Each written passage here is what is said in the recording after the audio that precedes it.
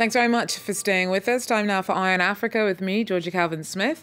Tonight, there are fears that al-Shabaab insurgents could exploit the power vacuum in Somalia as the country tries to thrash its way out from the political uncertainty caused by a delay to elections. Also, Cameroon's seen a spike in violent crimes against women. Gender-based violence is often exacerbated by crises, and the country is currently battling through an Anglophone conflict with English-speaking insurgents. Many victims of abuse have little faith in police. And Kenyan communities along the border of Somalia are increasingly living in fear of attack from al-Shabaab extremists who operate in the region. The violence has shut schools and made travel in the north particularly dangerous. But first, Somalia's president has called for state leaders to meet next week to thrash out a way forward from the political uncertainty caused by a delay to elections. That should have happened on Monday, but the country's leaders couldn't agree on the arrangements. So President Mohamed Abdullahi Mohamed, widely known by his nickname of Farmajo, has stayed in office, even though his term officially ended on the 8th. Opposition parties are now refusing to recognize his authority. There are fears that al-Shabaab insurgents could exploit this power vacuum. Mikawa Shachwayu has more. Farmajo is seeking re-election and wants his political opponents to agree to the implementation of an election agreement signed in September. He accused Jubaland and Puntland regional state leaders of blocking the country from holding elections after they withdrew from that agreement. Today, Jubaland and Puntland leaders welcomed his call to fresh talks. However, they do not agree on the venue, which is Garowe, the capital of Puntland state. Farmajo and his opponents ran into a stalemate after talks last week where they discussed issues including the failure to agree on election dates as well as the membership of the official polling teams. Some opposition groups feel that the Electoral Commission is made up of Farmajo's loyalists. Somalia is currently facing an uncertain political future. Farmajo's political opponents said on Monday that they no longer recognize him as president and proposed a transitional team to take over. The international community seemed to reject that idea and instead called for a dialogue between the president and opposition politicians. The UN and Somalia said that it does not agree to any parallel process or moves that are not reached by consensus. There are fears that a protracted electioneering campaign could allow the armed group al-Shabaab a chance to launch more attacks. Donors, including the US, said that this political impasse had slowed down the fight against the group.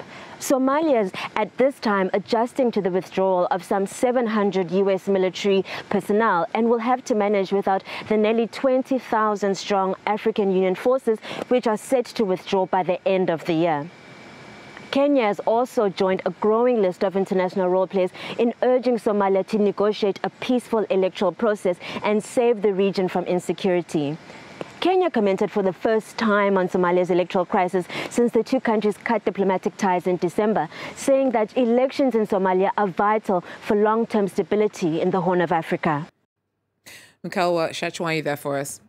Now, South Africa will start immunizing health workers using the Johnson & Johnson vaccine after pausing its rollout of the AstraZeneca stock because of trials showing that it is less effective against the coronavirus variant dominant in the country. South Africa has 1.5 million doses of AstraZeneca's vaccine. The health ministry is considering selling or switching the shot with other countries. The government is waiting for feedback from its scientists first, and it's not clear how a trade would work because prices of vaccine do vary. But South Africa says all options are still on the table. Why not sell the AstraZeneca to other countries? Well, it's an option. I did say that, in fact, I was surprised this morning. I woke up with a couple of emails from some of the countries who are saying, hey, sell it to us. We will consider it. We will consider mainly that first our scientists must tell us what we do with it. Can we use it within the time that's available, so before it expires? And if not, can we swap it with anyone else? Look now at some news in brief. A Nigerian court has ordered the central bank to unfreeze 20 bank accounts of protesters linked to last year's demonstrations against police brutality. Amnesty International says that at least 56 people died in crackdowns on the End SARS protests. Some activists accuse police of arbitrary arrests and the government of trying to strangle the movement by blocking organisers' access to funds. An inquiry into police abuses has been launched, but many campaigners say it doesn't go far enough. There have been calls for a new rally in Lagos on Saturday. Central African rebels have agreed to temporarily allow aid convoys into the capital after weeks of blockading the city. The compromise comes after pro-government forces pushed militia out of several towns which they had previously controlled. Rebels have been trying to cut off Bangui since they launched an anti-government offensive in December.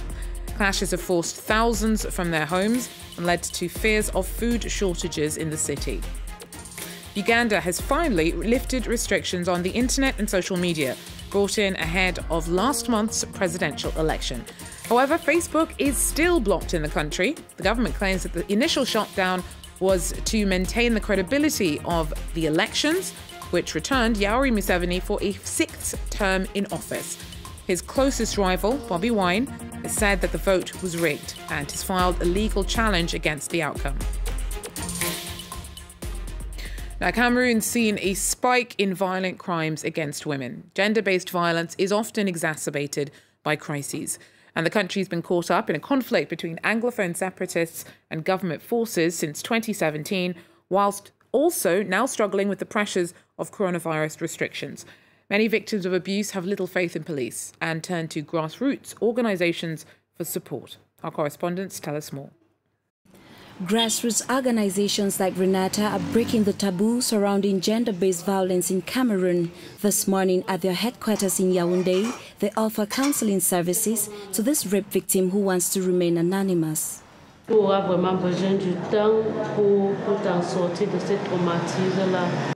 36-year-old woman is still in shock. She has been assaulted multiple times. J'ai été violée 4 fois. La première fois, c'était de 3 ans jusqu'à l'âge de 7 ans. C'était par un cousin. Et la deuxième fois, c'était de 7 ans jusqu'à l'âge de 13-14 ans, comme ça, par un voisin. Et la troisième fois, c'était à l'âge de 15 ans et demi, 16 ans, comme ça, et à 18 ans. J'avais peur de la mort ce jour. In another room, we meet a group of women sharing and listening to one another. They've also asked to remain anonymous. Besides counseling services, Renata creates a safe environment for women to talk. So I encourage others to continue speaking up, because speaking out was the first remedy. A way for women to heal, but no guarantee that their rapists will face charges. When it comes to tackling sexual abuse cases, Cameroon's judicial system is notoriously unreliable. Most of those that are even reported to the police station, they don't continue. Because at one point when they say the person will be released on bail, that's all. At times when it even goes to court, they keep adjourning the case. Frustrated with the judicial system in the country, Renata turns to communities to try to prevent gender-based violence. They start by raising awareness of the issues among young boys and girls in schools. Le violeur, c'est monsieur tout le monde. Et on viole monsieur tout le monde. The students in Form 3 at this private college know little about sexual violence. This rape survivor says it's important to start conversations about rape early. L'importance de la causerie éducative, c'est de sensibiliser les jeunes sur la prévention des violences basées sur le genre, afin qu'ils puissent savoir qu'il faut dénoncer après un acte de violence. Many activists believe that the coronavirus pandemic and Cameroon's violent Anglophone crisis have contributed to a rise in rape and sexual abuse cases in the country. Kenyan communities along the border of Somalia are increasingly living in fear of attack from al-Shabaab extremists who operate in the region. The violence has shut schools, undermined telecommunications, and made travel to the north particularly risky. Nicholas Chemin has more. The county of Mandera is one of Kenya's poorest. It borders Ethiopia and Somalia. Locals say they live under the constant threat of al-Shabaab. The al-Qaeda-linked group operates in the region, mostly in Somalia. 126 schools have yet to reopen in Mandera County because of the insecurity. Al-Shabaab was the problem that has made our teachers, colleagues from other regions, to flee this county. There was a bus which was attacked. Later they went to schools, they attacked, and several teachers died. Kenya shares a long border with Somalia. It has been targeted by al-Shabaab many times since it sent troops to fight the jihadists in 2011. Analysts said the group hopes to isolate northeastern Kenya even more. On top of this, residents of Mandera County have witnessed serious tensions between Kenya and Somalia. In December, Somalia's president severed diplomatic ties with Kenya, accusing it of supporting Somalia's semi-autonomous Jubaland region. This week, the UN Security Council called on Somalia's federal government and regional states to resume talks urgently and agree on arrangements to hold elections as soon as possible. Ivorian film Night of Kings has made it onto the shortlist for the Academy Awards. It's in the 15 productions in the running for the title of Best International Feature Film. The prison drama explores the power of storytelling as an inmate tries to stave off his fate by keeping his audience enthralled with his tales. It premiered to glowing reviews in Abidjan at the end of last year. The final Oscar nominations will be announced on March 15th. So for now, that's the end of Iron Africa, and I'll be leaving you with the trailer of the film on which Ivory Coast is pinning its hopes. Take a look. Si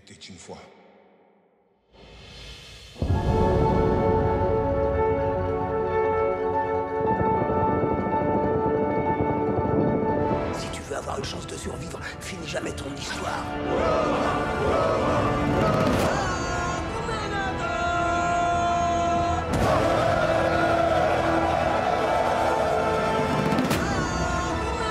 Organise tout.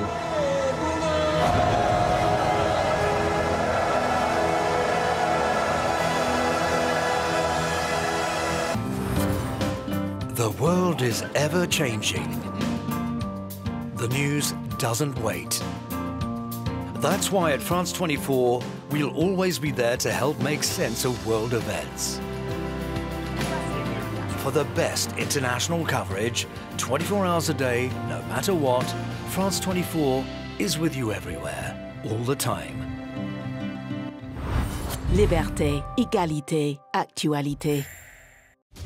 You might watch France 24 in English, but don't forget, France 24 is also broadcast in French, Arabic, and Spanish. Muy buenas tardes, bienvenidos a las noticias de France 24. Available on cable and satellite systems and online media in France and around the world.